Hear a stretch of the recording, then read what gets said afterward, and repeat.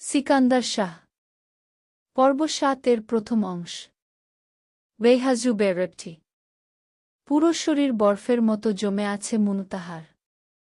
লোকটার স্পর্শ, ঠোঁটের চুম্বন একদম শরীরকে মাত্রাতিরিক্ত কাঁপিয়ে দিচ্ছিল। সিকান্দার হয়তো তা খুব গভীরভাবে বুঝল। সেজন্য আলতো করে ছেড়ে দিয়ে কানের কাছে মুখ নিয়ে ফিসফিস করে বল, শাদি মুবারক, ইশকে মুবারক, বিসালে দিলহা মুবারক প্রিয়তমা গু। তারপর সরে গেল। মুখ চেপে হাসছে পাশে থাকা দুই দাদি নানি। মুনতাহার হাত টেনে বসালো পাশে মনোয়ারা মির্জা। কানে কানে ফিসফিস করে বল, আমার নাতির মতো নাতি হয় না। হু, তুই জিতস মাইয়া এমন চাঁদের লাহান জামাই পাইয়া। মুনতাহা চুপচাপ শুনল। নাদিম আসলো খাবার নিয়ে। মুনতাহা আর সিকান্দারকে রুমের ভেতরই খেতে দিবে। সিকান্দার বাহিরে নিয়ে যেতে মানা করছে মুনতাহাকে। দরকার নেই লোক সমাগমে গিয়ে খাওয়ার। সাথে দুই দাদি নানির জন্য আনা হল।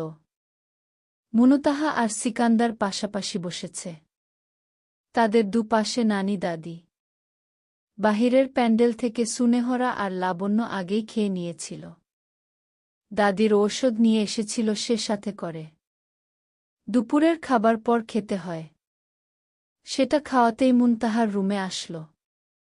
সুনেহরার মুনতাহাকে সাইদা মির্জার মতো গা আকারে অপছন্দ করে বিষয়টা এমন না। তবে ভাই, পরিবার, কারোরই আশেপাশে মুনতাহাকে তার ভালো লাগে না। হয়তো শিফা তার অন্যতম কারণ। বান্ধবীর জায়গা এই মুনতাহা দখল করে নিয়েছে।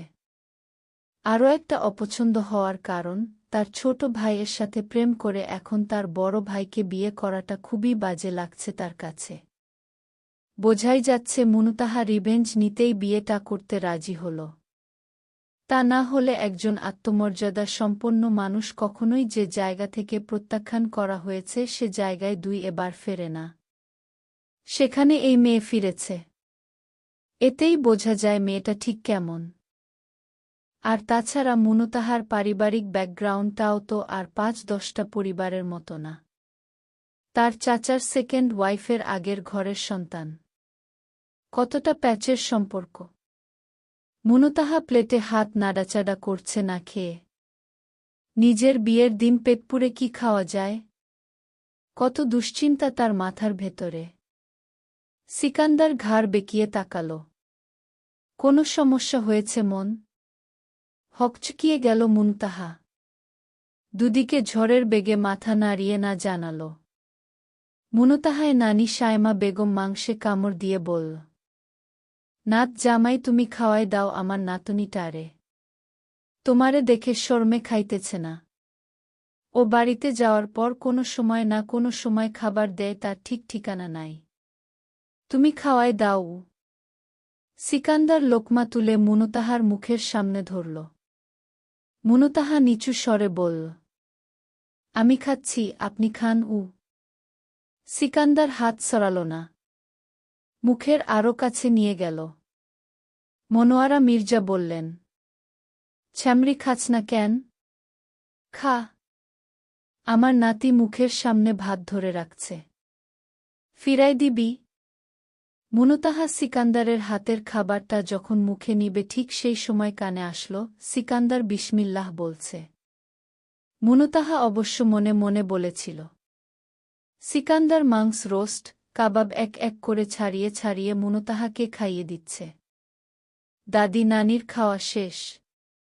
তারা হাত ধুয়ে দুজনে গল্প জুড়ে দিচ্ছে। সিকান্দার নিজে এক লোকমাও মুখে নেয়নি। সে শুধু তার মনকে খাওয়াচ্ছে। সাইদা মির্জা আসলেন মেয়েকে ডাকতে। রুমে এসে দেখলেন সিকান্দার বুকে খাইয়ে দিচ্ছে। বিরক্তি আর রাগে চোখ মুখ কালো হয়ে গেল। মুনতাহা এবার বাধা দিয়ে সিকান্দারকে বলল, আমাকেই খাওয়াচ্ছেন শুধু? আপনি খাচ্ছেন না? আমার পেট ভরে গেছে, আপনি খেয়ে নিন এবার। আপনিও তো অভুক্ত। ক্ষুধা তো আপনারও আছে কি? সিকান্দার তার কথাটার উত্তর না দিয়ে পাল্টা জিজ্ঞেস করল, দেখাবেন? খাননি তো? আপনার তো দই পছন্দ অনেক। নাদিম দইয়ের হাঁড়িটা এগিয়ে দিত। নাদিম দইয়ের হাঁড়ি থেকে দই নিয়ে বাটিতে ঢেলে চামিচ দিল। সিকান্দার সেটা মুনতাহার দিকে এগিয়ে দিয়ে বলল, খান। মুনতাহা বাটিটা হাতে নিয়ে অল্প অল্প করে খেতে শুরু করল। কিন্তু সিকান্দার খাচ্ছে না দেখে সে আবার ধীর গলায় বলল, আপনি এখনো খাচ্ছেন না কেন? আমি তো খাচ্ছি। সিকান্দার মুনতাহাকে খাইয়ে দেওয়া এটো প্লেটেই খাবার খেতে লাগল।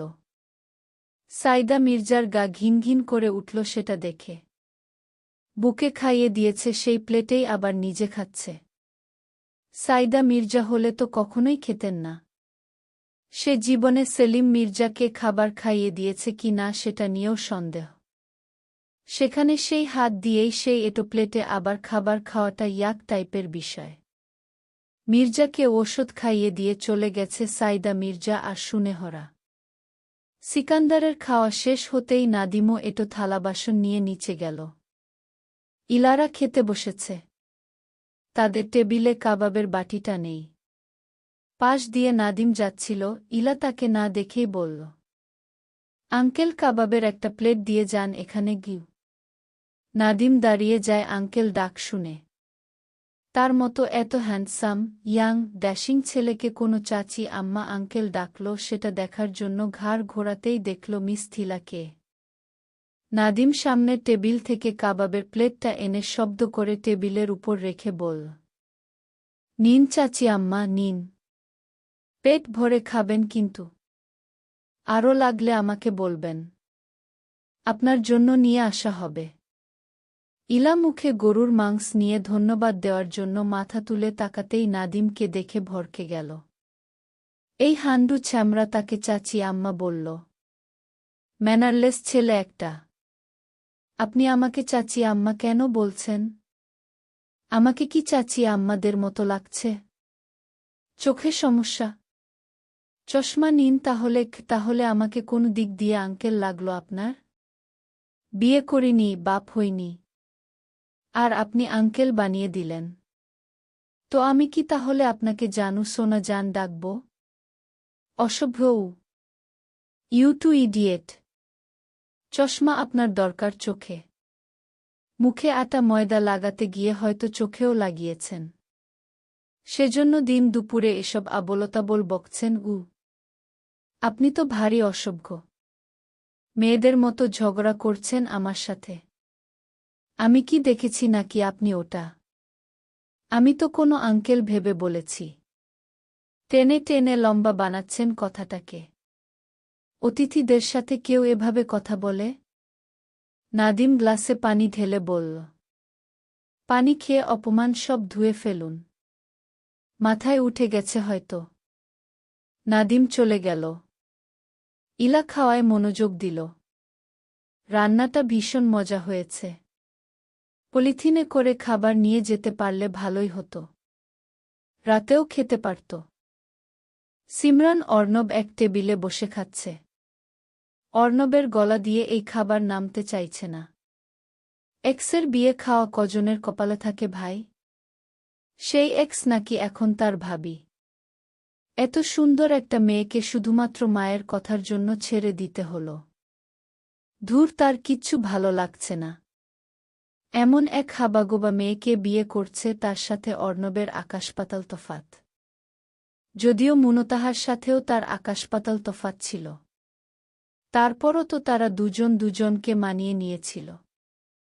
তার মায়ের উপর রাগ হচ্ছে ভীষণ। তার আর মুনতাহার বিয়েটা মেনে নিলে কি হতো? সিকান্দারের সাথে তার বিয়েটা তো ঠিকই মেনে নিল। মায়ের সাথে এটা নিয়ে একটা হেস্তনেস্ত করেই ছাড়বে অর্ণব। সিমরান অর্ণবকে কিছু খেতে না দেখে বাহুতে মৃদু ধাক্কা দিয়ে বলল, খাচ্ছ না কেন ভাইয়া? সিমরানের ভালো কথাগুলোও এখন গায়ে জ্বালা ধরিয়ে দিচ্ছে অর্ণবের। সেজন্য দাঁত চেপে বলল, তুই খা না। বেশি করে খা। সাথে আমার মাথাটাও চিবিয়ে চিবিয়ে খা। এছাড়া আর কি পারিস বলতো? কথাটায় ভীষণ হার্ট হলো সিমরান। সব সময় এভাবে কথা বলে। একটু কি ভালো মুখে কথা বলা যায় না? খাবার কি মজা হয়নি? আমি বলছি তোকে সেটা। 2 লাইন বেশি বুঝিস কেন? অর্ণব খাবারের প্লেটে হাত ধুয়ে চলে গেল। নাদিম দূর থেকে তাকে চলে যেতে দেখে এগিয়ে বোনের কাছে আসল। খেলো না কেন? খাবারের উপর পানি ঢেলে চলে গেল যে অর্ণব। কোনো সমস্যা? সিমরান একটু একটু করে খাবার মুখে নিয়ে দুদিকে মাথা নেড়ে বোঝালো কোনো সমস্যা হয়নি। নাদিম চলে গেল। সিমরানের 2 চোখ জ্বলে টইটম্বুর হয়ে গেল। মুনতাহা কেন হল রাজি? সে তার মতামতে কেন থাকল না? তাকে তো আর হাত পা বেঁধে বিয়ে দিত না। অথচ সিমরান হয়তো জানে না, এই বিয়েতে রাজি না হলে তাকে তার মায়ের আরও শক্ত বাক্যগুলো হজম করতে হতো, যা মুনতাহার সহ্য করার ক্ষমতা আর নেই। ফুরিয়ে এসেছে। তাদের বাড়িতে থাকা খাওয়ার খোঁটাটা অবধিও শুনতে হয়েছে তাকে। এখন রাজি না হয়ে উপায় আছে? সে তার একমতে থাকলে তাকে বলা হতো বেয়াদব, ঠেটা, বড়দের মতামতের উপর কোনো গুরুত্ব সে দিচ্ছে না। যাদেরটা খাচ্ছে যাদেরটা পড়ছে তাদের কথা শুনছে। লোকই ঠিকই বলে এক গাছের ছাল আরেক গাছে লাগে না। এমনিতেই তার মা অখুশি তার জন্মতে। তার অবাধ্য হলে সেটা কি মুনতাহার জন্য ভালো কিছু বয়ে আনত? অবশ্যই না। সবার দিক ভেবেই রাজি হয়েছে মুনতাহা, কেবল নিজের দিকটা না ভেবেই। সেটা মহান আল্লাহ তাআলার উপর ছেড়ে দিয়েছে। মুনতাহার বিদায়ের বেলায় কেবল এক নানি ছাড়া কারো চোখে জল দেখা গেল না। অথচ মুনতাহার চোখের জলেরা আজ বাঁধ ভাঙা। কেউ এগিয়ে এসে জড়িয়ে ধরে মাথায় হাত রাখছে না। মাকে খুঁজল। হায় কপাল, তার মাকে আজ একটুও দেখেনি সে। চলেই তো যাচ্ছে। আর তো তাদেরটা খাবে না, তাদের বাড়িতে থাকবে না। তার মায়ের তো এখন খুশি হওয়ার কথা। সেই খুশিতেই কি একবার আসা যেত না?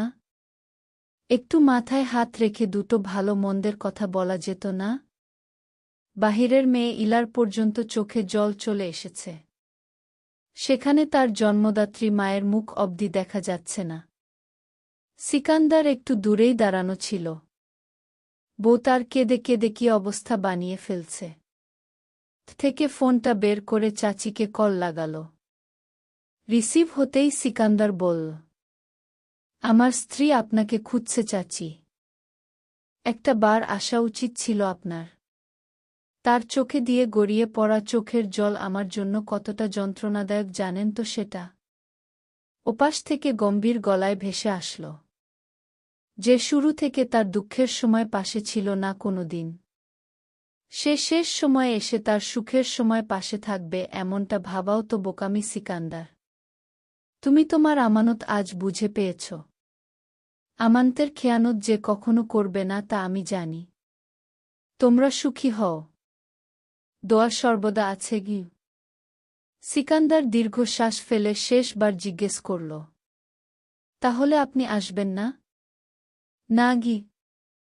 সিকান্দার কেটে দিল ফোন। সালমান মির্জা এগিয়ে আসলেন। মুনতাহার মাথায় হাত রেখে ভারাক্রান্ত হৃদয় নিয়ে বললেন, কথাগুলো তোমার বাবার বলার কথা ছিল আজ। কিন্তু সে তো নেই। তার অধিকারগুলো না হয় আমিই নিলাম। সর্বদা সুখী থাকো তুমি। কখনো কোনো অসুবিধা হলে আমাকে জানাবে।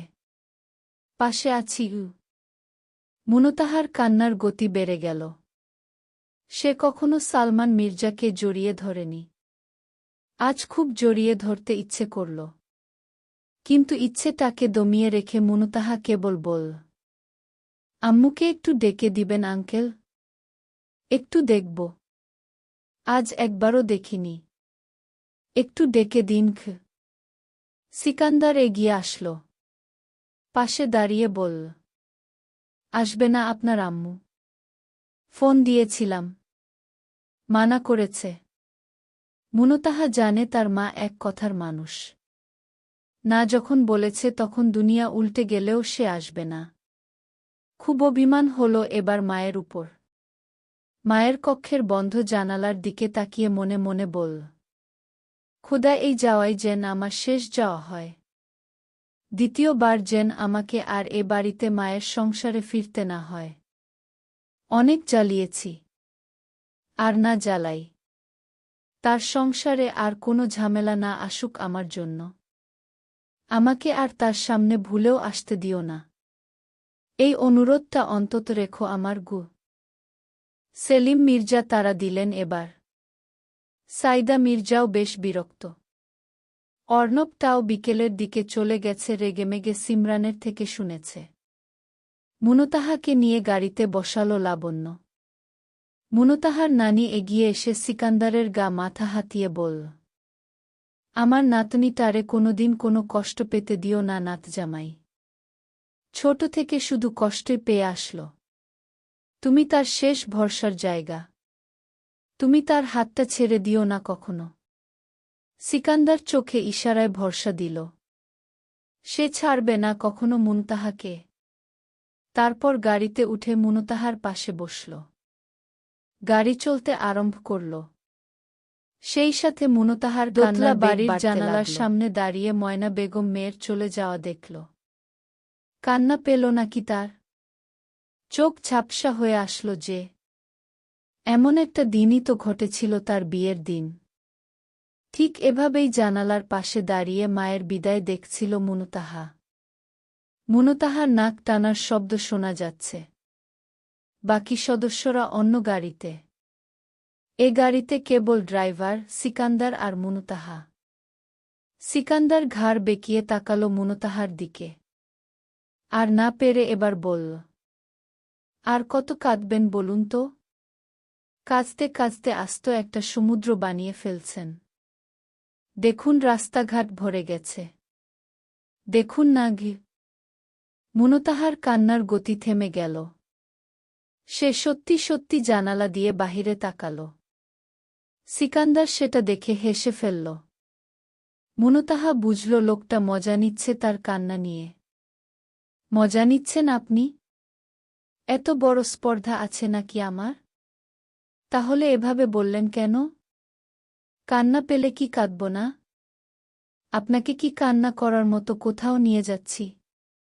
কান্নাকাটি সব নিজ বাড়িতে ফেলে আসা উচিত ছিল না? আমার কাছে কোনো কান্নাকাটির জায়গা নেই। চোখের জল কি আর আমার কথা শুনে? শুনে না? না শুনে না হবে। না শুনলে কি করবেন?